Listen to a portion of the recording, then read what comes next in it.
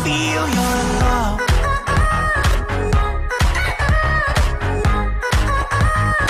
I just wanna feel your love.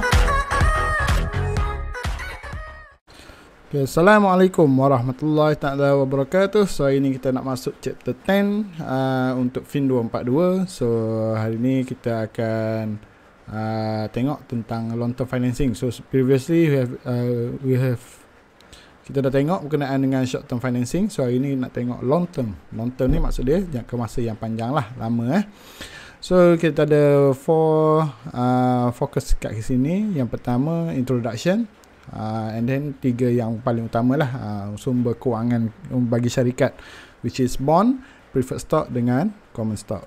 Okay, so long term financing ni untuk introduction kebanyakannya sumber kewangan tu datang daripada luar lah, which is external.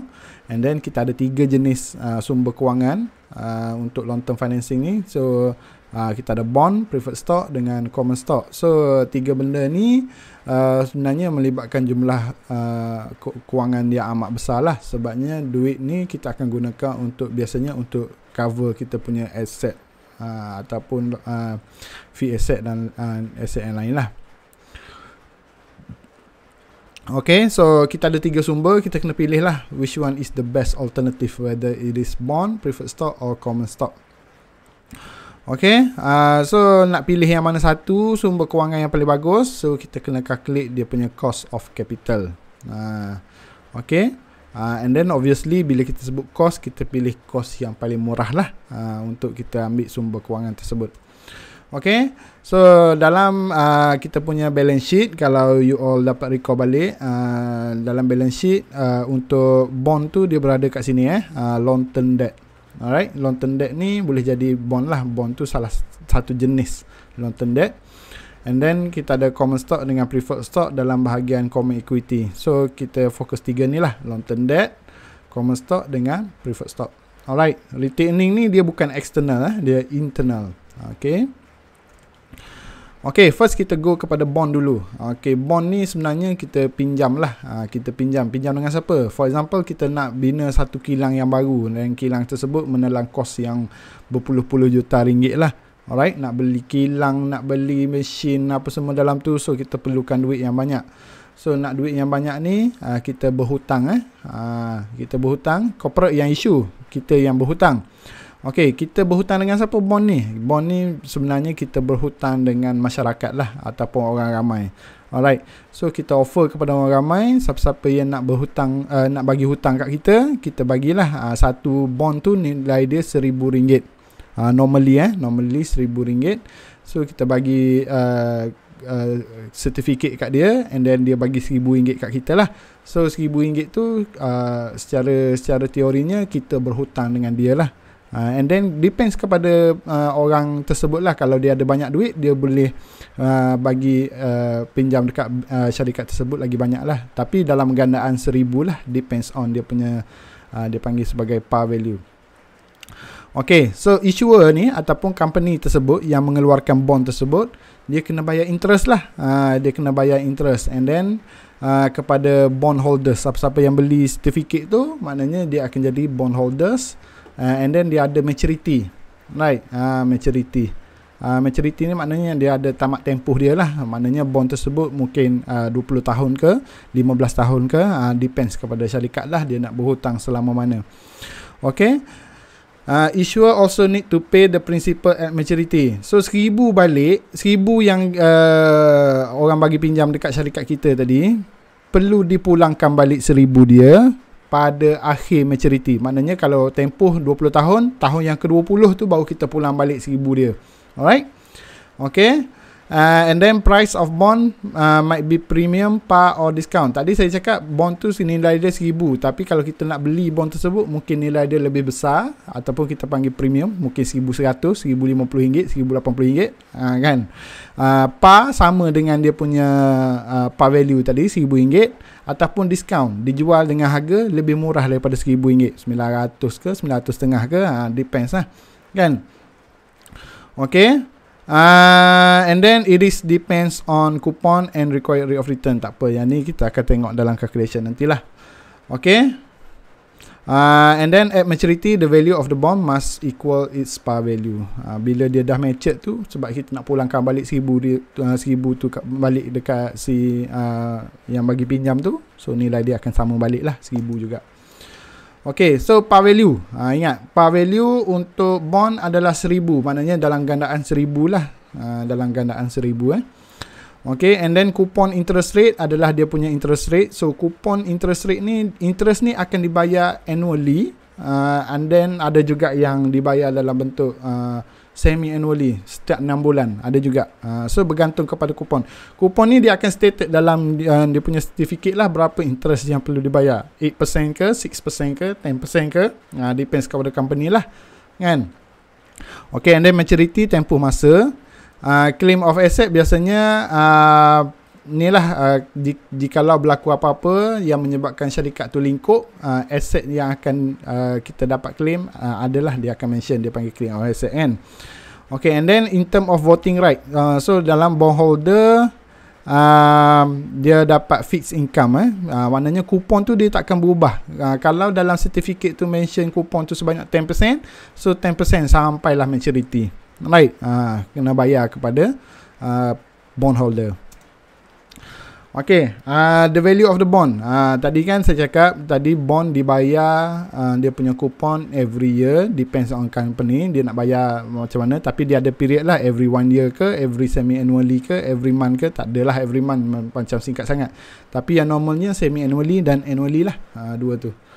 Okay,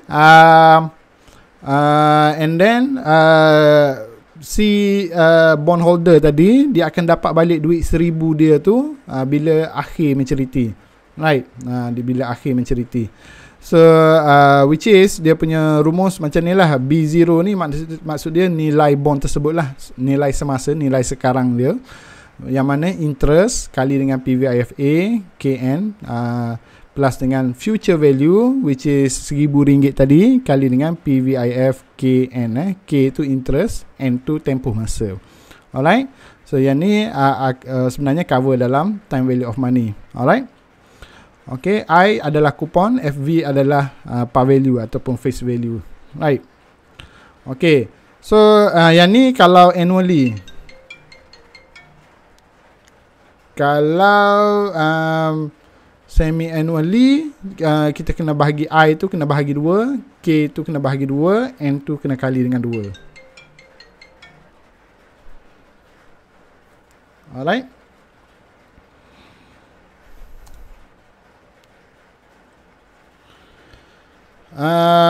Okay.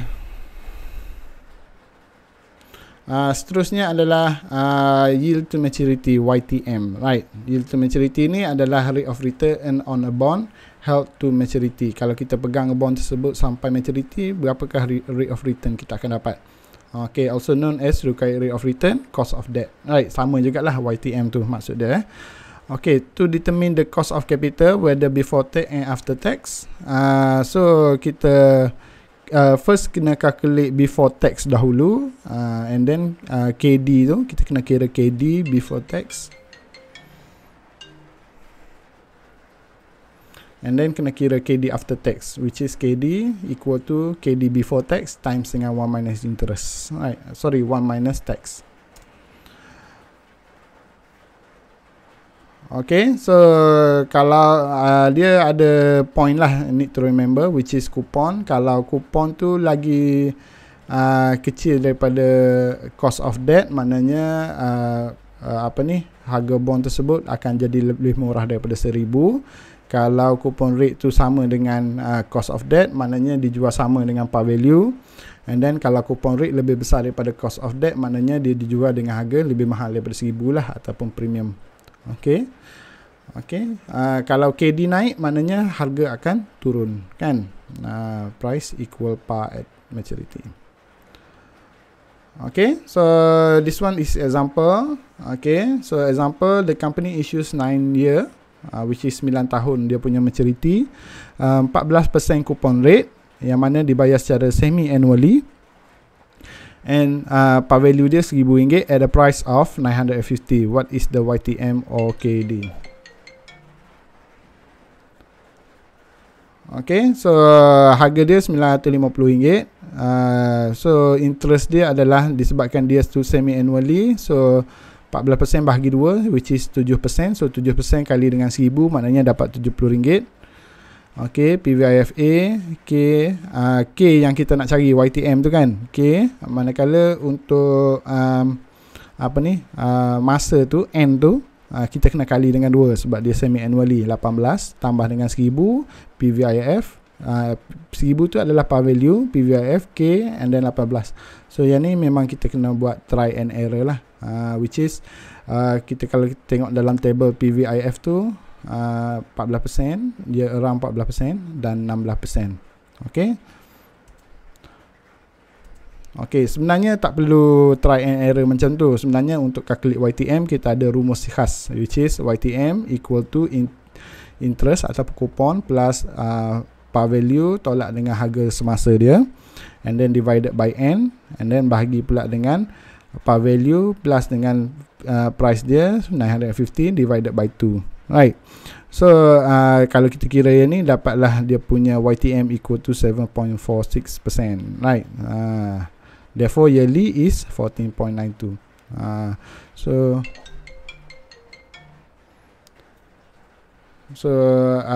kena kali 2 lah sebabnya dia semi annually tadi kan.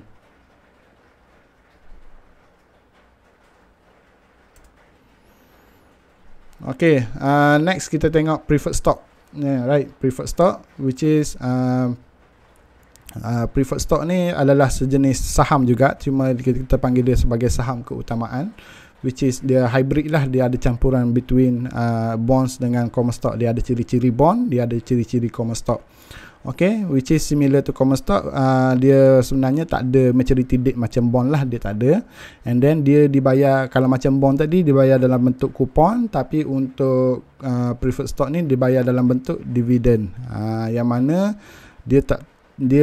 kita bayar dividen ni selepas kita bayar cukai lah kalau bagi pihak corporate ataupun syarikat. Okey, apa yang sama dengan bond?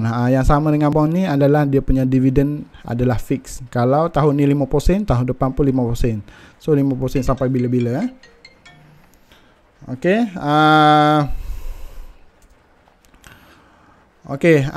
preferred stock dia punya par value adalah RM100. No maturity date. Dia punya dividen adalah fix, and then tiada kuasa mengundi dalam syarikat. Claim on asset selepas bondholder, and then dia boleh dipanggil balik. Kalau company dah tak nak ada preferred stock, dia boleh panggil balik. And then conversion can be convert lah. Kadang-kadang ada syarikat yang cakap preferred stock boleh convert jadi common stock. And then in term of participation, dia punya can change the stated dividend. Ini berkenaan dengan dia punya pembayaran dividen lah. Okay, so rumus untuk preferred stock, P0 equal to harga dia adalah equal to dividen. Dividen ni dia fix dia, that's why dia D sahaja, tak ada kosong, tak ada 1, apa semua tak ada. Okay, divided by KPS, right, cost of preferred stock.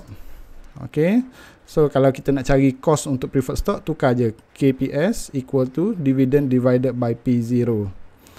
Okay, so dividend preferred stock is subjected to flotation cost. So kalau ada P0 tu, price dia kena tolak dengan flotation cost if mentioned dalam soalan lah.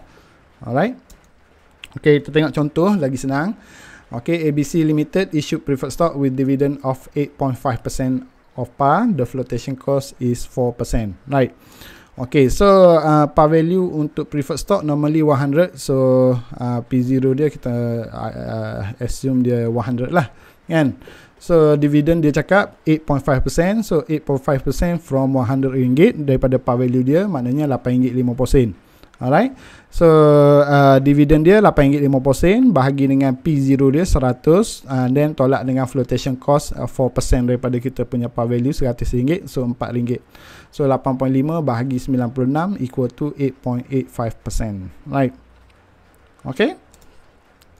Okay, and then last kali kita ada common stock, which is common stock ni represent ownership lah. Siapa-siapa yang beli saham syarikat, maknanya dia adalah owner kepada syarikat. And then saham ni boleh dijual kepada public lah, jual kepada orang ramai.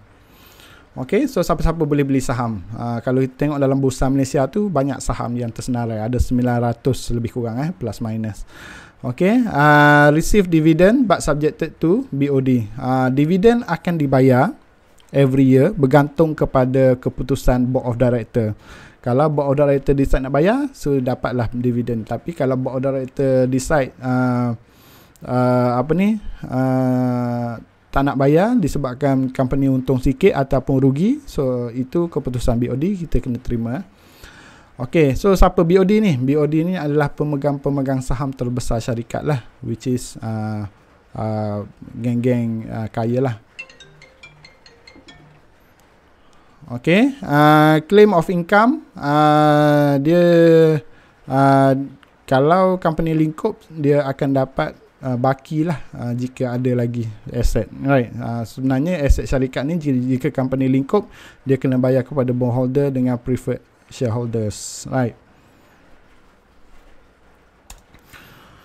Okay, sama claim on asset, claim on income, sama voting right. Okay, apa kelebihan saham ni? Saham dia ada voting right, so you boleh undi siapa akan jadi board of director. And then kuasa mengundi tu bergantung kepada jumlah saham yang you ada lah. Kalau you ada banyak saham, banyaklah kuasa mengundi you dalam syarikat tersebut. And then dia ada preemptive right. Maknanya jika saham baru dikeluarkan oleh syarikat, biasanya saham tersebut akan offer kepada pemegang saham yang sedia ada baru. Yang sedia ada lah, dia akan bagi saham kepada pemegang saham yang sedia ada dahulu, offer dulu kan. Okay, and then limited liability, yang mana kalau company lingkup, kita akan rugi sumbangan modal sahajalah, harta peribadi kita tidak akan diusik. Okay, so calculation untuk common stock, price dia adalah D1 divided by KCS minus G. Okay, so D1 ni adalah dividend for next year, expected dividend for next year, which is current dividend kali dengan 1 plus G. G itu adalah growth rate, and then KCS adalah dia punya required rate of return untuk common stock. Okay, so KCS, kalau kita terbalikkan rumus tu, buat keluar KCS kat depan, so KCS equal to D1 divided by P0 plus G. And then dia pun ada tertakluk juga under issuing cost ataupun flotation cost. So kita tengok calculation. So Di Berhad plans to issue common stock at RM5 per share. So dia nak keluarkan saham dengan harga RM5 satu. And then dividen sekarang adalah 50 sen dan expected to grow at 6%. Dia jangkakan akan bertumbuh sebanyak 6% dia punya dividen. And then the issuing cost is 5%. So KCS equal to dividen sekarang, which is 50 sen kali dengan 1 plus G, 1 tambah 0.06%, 0.06, which is percent convert into numerical. And then divided by P0, harga semasa dia. Saya ingat P0 kena tolak dengan FC, which is flotation cost dia. Dia cakap 5% daripada RM5 tadi. So 5% daripada RM5 adalah 25 sen. Alright, so 5 tolak 25 sen, and then tambah dengan 0.06, which is G. So kita akan dapat jawapan equal to 17.16%. Right, okay. Okay, so this one is security market line, SML. So yang paling rendah risikonya adalah bond lah, bagi pihak pelabur. Bagi pihak pelabur, bond adalah yang paling kurang berisiko. So kita ingat dia punya konsep pelaburan, which is high risk high return lah. So risiko yang paling tinggi adalah saham lah. Kalau you labur dalam saham, risiko dia adalah yang paling tinggi. Preferred stock tengah-tengah, and then bond adalah risiko yang paling rendah. Kan? So biasalah bila risiko rendah, maknanya pulangan pun rendah lah. Okay, so itu saja untuk chapter long term financing. So apa-apa hal boleh contact saya balik dalam grup WhatsApp. Okay, so wabillahi taufiq wal hidayah. Assalamualaikum warahmatullahi wabarakatuh.